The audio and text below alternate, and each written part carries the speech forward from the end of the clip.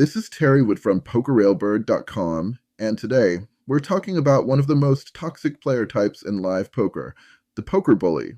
You know the type. Loud, over-aggressive, always trying to push players around with trash talk and oversized bets. They treat the poker table like it's a street fight, and if you're not careful, they'll try to run over your entire session. But here's the truth. Poker bullies are dangerous, but only to players who let emotion override logic. And usually, eventually, they're the ones who blow themselves up. In this video, we are going to discuss how to spot a poker bully, why they play the way they do, and most importantly, how to beat them without playing their game. I'll even share a real story from a live cash game that shows exactly how ego and recklessness collide. Let's get started. Let's be clear. A poker bully is not just an aggressive player. Aggression has a place in smart poker. But a bully? That's something else entirely. A poker bully plays from a place of insecurity and ego. They're not just betting big, they're putting on a performance. And the goal isn't just to win pots. It's to dominate the table, to intimidate, and to feed a fragile sense of control. So, how do you spot one? Easy. Here are the common traits. Overbetting pots pre-flop and post-flop, playing way too many hands, often from out of position, talking constantly, boasting, needling, or trash-talking, straddling or betting blind just to stir up chaos, verbally announcing raises to signal dominance, explaining away losses, blaming bad luck, bad beats, or the dealer, taking way too much pride in small wins with big bluffs. At first glance, they might seem fearless, loud, aggressive, pushing every pot. But look closer and you'll see the cracks. Most poker bullies aren't strong players. They're emotionally fragile. Their aggression is a mask for self-doubt. As Shay Mitchell put it, I realized that bullying never has to do with you. It's the bully who's insecure. That couldn't be more true at the poker table. Psych studies from the American Psychological Association to the Journal of Personality and Social Psychology confirm that many bullies show signs of narcissism, low self-esteem, and a craving for external validation. Poker gives them the perfect stage. It's social, public, ego-driven, and the stakes are emotional as much as financial. When someone mocks your fold, lectures you mid-hand, or gloats over a bluff, what they're really saying is, please notice me. And while many players have emotional outbursts now and then, a true poker bully is a repeat performer. The louder they are, the weaker their foundation tends to be. Oh, and let's address the elephant in the room. Most poker bullies are men. You will see aggressive female players, and many are excellent, but it's rare to see a true female poker bully. Women tend to express competitive energy differently, with strategy, not domination. Here's the key takeaway. A poker bully's biggest weakness is the same thing they shout from across the table, their aggression and ego. Learn to recognize it, and you can dismantle it. Here's the thing about poker bullies, they win, until they don't. Yes, they can dominate a table, especially early. The oversized bets, the constant pressure, the trash talk, it can steamroll tight passive players and rattle even solid ones. Their energy is chaotic. Their presence is loud. And at first, it works. But the keyword here is temporarily. The problem is, their entire game is built on fear and momentum. Once you take that away, once the table adjusts, the bully starts walking into traps. Why? Because he can't stop. He's not wired for adaptation. He's wired for dominance. It usually plays out like this. The bully shows up, and right out of the gate, he's raising everything. Doesn't matter what he's holding, he might not even look. He's straddling, talking nonstop, trying to control the rhythm of the entire table. And for a few orbits, he's a problem. He wins pots he shouldn't. He confuses ranges. He tilts the timid. But better players adapt. They stop folding. They wait for strength. The weak players either tighten up or leave. And suddenly that bully magic, it fades. Now the bully starts getting resistance. And when he gets raised or trapped or repopped on the river, his ego can't handle it. Folding isn't in his vocabulary, not when the whole table's watching. So he pushes again, and again, until someone finally snaps him off. And here's the irony. The same behavior that gave him power is what destroys him. His aggression becomes predictable. His ego becomes a tell. And his losses? Usually catastrophic. So yes, poker bullies win, but only for a while. The clock is always ticking, and when the adjustment comes, they rarely survive it. A year or so ago, I was in a game in Biloxi, Mississippi. I was in seat 1, and the player in seat 7 hadn't stopped talking since he sat down. He was a constant chatterbox, telling everyone how smart he was. According to him, he could read your body language to perfection and had everyone's pattern down pat. He went beyond being a poker bully. He exhibited clear, narcissistic tendencies. And for good measure, he was obnoxious.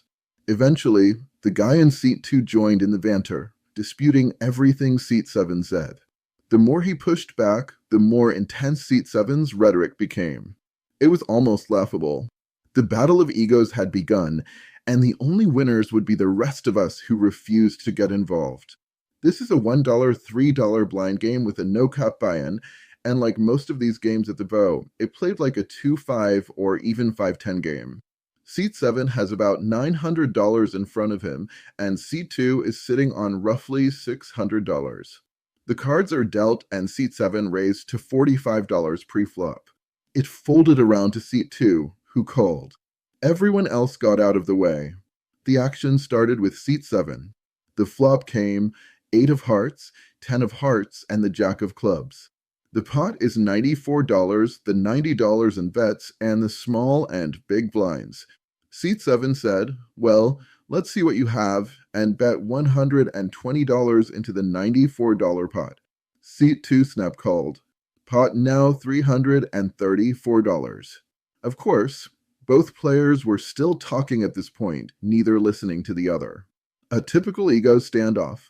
The turn was the 3 of hearts, which completed the flush draw. Queen 9 would also make a straight based on the flop.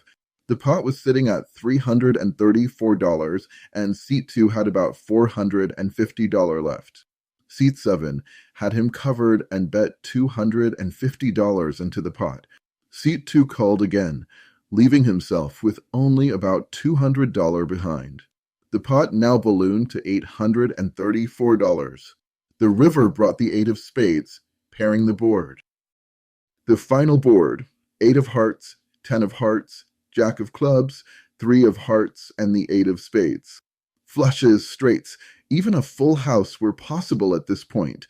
A dangerous board in every way. Of course, Seat 7 went all in. Seat 2 tanked for about 30 seconds, talking the entire time, as was Seat 7, and finally made the call. The bully in Seat 7 proudly tabled the King of Hearts and the Queen of Hearts for the King High flush. Seat 2 mucked. I didn't see his cards, but I'm certain he didn't have trips, a straight, or even 2 pair. Most likely, he had a top pair, maybe just a jack or a 10. But this wasn't about cards. It was about ego. This is a textbook example of how ego can completely overrun a player's ability to think clearly. The constant talking from Seat 7 had effectively baited Seat 2 into throwing away $600. It wasn't just about winning or losing, it was about not backing down. And that's exactly what poker bullies thrive on, until they don't. So, how do you beat a poker bully? Not by outshouting them, not by bluffing back or trying to teach them a lesson. You beat a poker bully with 3 things: patience, discipline, and timing. 1. Narrow your range. This is not the time for loose play or fancy moves. When you're up against a bully who's playing every hand and raising every street, the best counter is to tighten up. Narrow your range. Stick to hands with real strength. You're not trying to outbluff them. You're waiting for them to bluff into you. 2. Trap with strength. Let them be the one betting. That's their nature. So, when you finally hit a monster, let them do the work. Let them build the pot. Check to them. Rope them in. You're the matador. They're the bull. Let them charge right off the cliff. 3. Don't verbally engage. Trash talk? Ignore it. Mocking your folds? Let it go. They're trying to get under your skin, and if they succeed, you've already lost the hand, even if you win the pot. Poker bullies feed on attention. The more stoic and unaffected you are, the more frustrated they become. And frustrated players make mistakes. Personally, I don't look at them. As far as they know, I don't speak to them. I don't acknowledge anything they say to me. I totally ignore their very existence. 4. Pick your spots. Sometimes, the best move against a bully is no move at all. If they're on a heater and the table is chaos, step back. Wait. But when the timing's right, when you've got position, a strong hand, and a clear read, don't back down. That's your moment. 5. Exploit the pattern. The irony? Most poker bullies are incredibly predictable. You think all that chaos would make them hard to read, but watch long enough and you'll see it. They overbet the flop, they bomb the turn, they slow down when they miss. Use that pattern. Anticipate the pressure. Set the trap. You don't need or want to match their ego. Let them self-destruct. Your job is just to be the player they can't shake. And when the moment comes, you'll be the one stacking their chips. Poker bullies are loud. They're aggressive. And yeah, they can do damage. But they're also predictable and emotional and easily dismantled by players who stay calm, tighten up, and wait for the right moment. You don't beat a poker bully by trying to be louder. You beat them by being smarter. Let their ego do the work. Let their aggression build the pot. Let their own behavior become the trap, because in the end, bullies self-destruct. All you have to do is not flinch. If you want to go deeper on this, we've got the full article at pokerrailbird.com. We break it all down with real examples, table psychology, and detailed strategy. The link is in the pinned comments below. I'm Terry Wood from pokerrailbird.com. Thanks for watching. If you like our content, please subscribe, like, and share. And as always, we'll see you at the tables.